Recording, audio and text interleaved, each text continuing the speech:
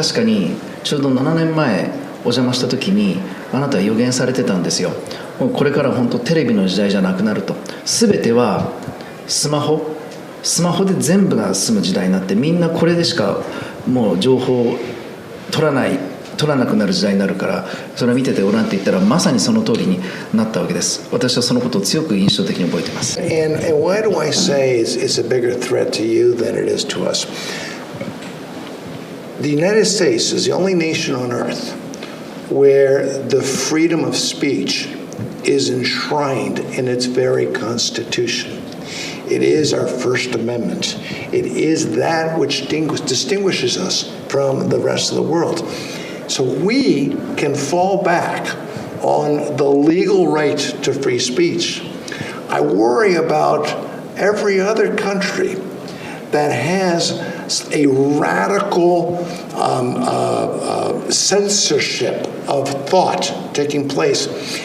And other countries, your country, can't fall back on that constitutional right the way we can. That's why it's a bigger threat to you.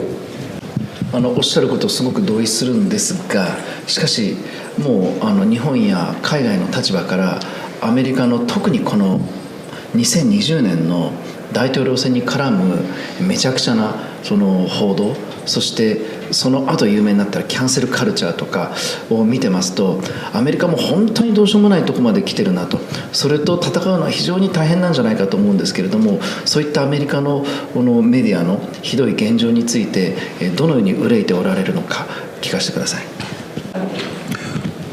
When we started in 1987, we were dealing with people who consider themselves reporters, who believed they were reporting the news fairly and objectively. And they objected when we said they were biased because they believed they were good reporters. Today, well, maybe we should start with that. Around the time we met, I had written a book, and at the end of it, I suggested that although we were being very successful in our mission, we had to worry that if you look at a rat that is cornered, it instinctively goes for the jugular. And the news media were never going to change their colors. Instead, they were going to come after us personally. And I'll continue if you want to translate. And so today, we've arrived at that point where no one in the news media calls himself a reporter. They call themselves journalists, which allows them to do anything they want to. They no longer report news. Instead, they push agendas. They push a narrative they want to push. Take, for example, Donald Trump. They attacked him every single day, over and over and over again. And then they don't report the good news they don't want to report. Again, all of Donald Trump's accomplishments were never reported. So this is a weaponized, radical left that has taken over the quote-unquote news media because news really no longer exists. まさにトランプの例えというのは本当に日本にいる我々でもこんなことがあっていいのかっていうぐらいめちゃめちゃだったと記憶してるんですが、この状況はどうでしょう。これからさらに加速的に悪くなるのか、改善されていくのか、また良くするためにメディアリサーチセンターはどういう戦いをこれからしていくのか聞かせてください。Well, every time I think it can't get worse, it does.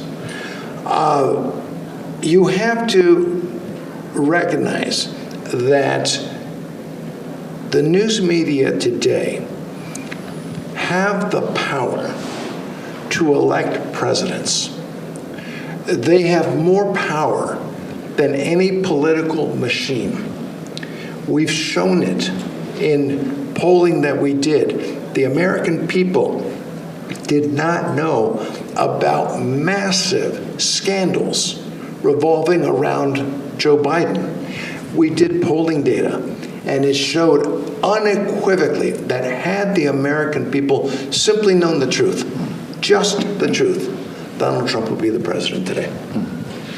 じゃあ私から最後の質問になるんですけれども、私のすごく大事な親友の、ダン・シュナイダーがですね、去年の夏からそちらに加わってるんですけれど、彼は今後、メディアリサーチセンターでどんな役割を果たしていくんでしょうか。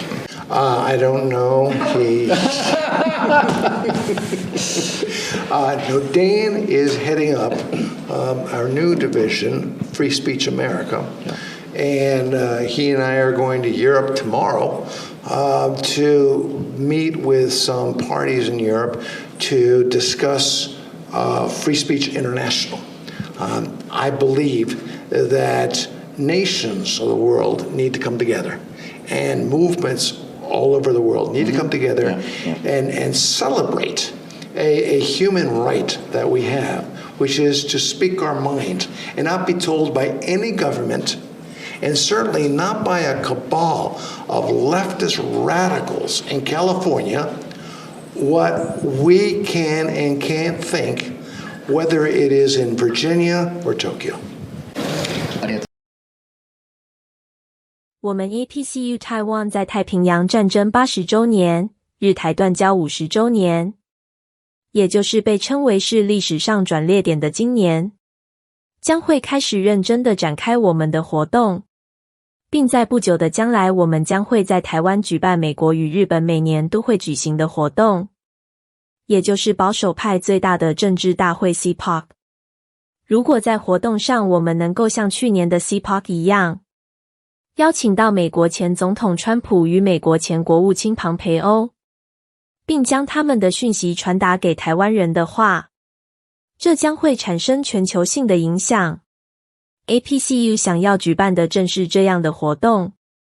如果各位观众中有意愿想要与我们共同举办活动，或者想要捐款支援我们的启动基金的话，请一定要来与我们联系。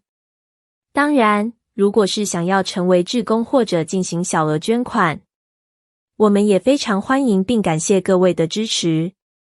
如果您的捐款额超过一定数字的话，我们将会提供给您 CPAC Taiwan 以及 CPAC Japan 的 VIP 门票，在宣传或活动中作为赞助商曝光，以及最重要的与我们一起前往美国的 CPAC 活动。